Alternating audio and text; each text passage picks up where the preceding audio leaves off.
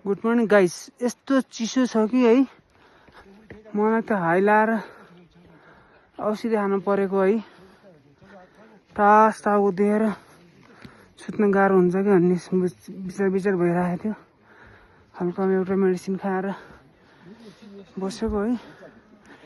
यस्तो चिसो छ गाइस, नजिकै छ हेर्नुहोस्। यो 8000 मिटर हाईको माउन्टेन हो है।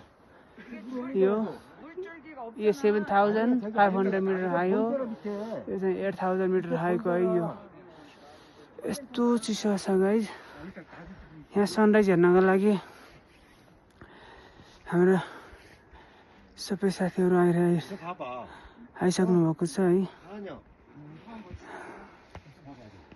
अब सनराइज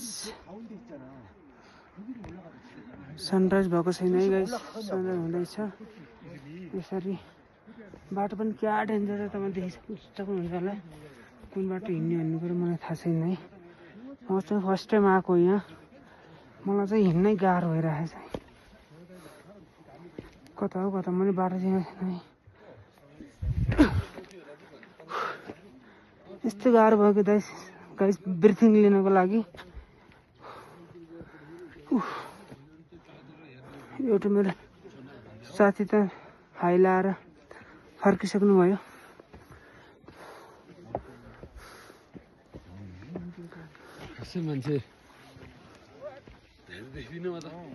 मेरो साथीहरू सबै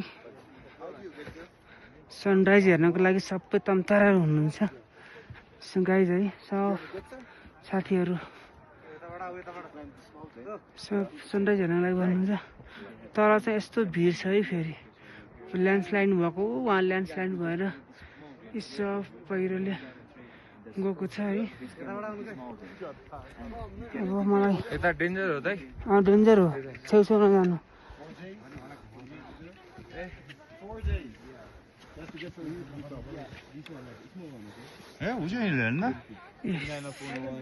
यस्तो हिमालको बेसीमा चाहिँ हाम्रो होटल चाहिँ यो हो है गाइस। होटल देखिसक्नु भएको छ तपाईँहरूले। यो चाहिँ अन्नपूर्ण बेस क्याम्प हो है।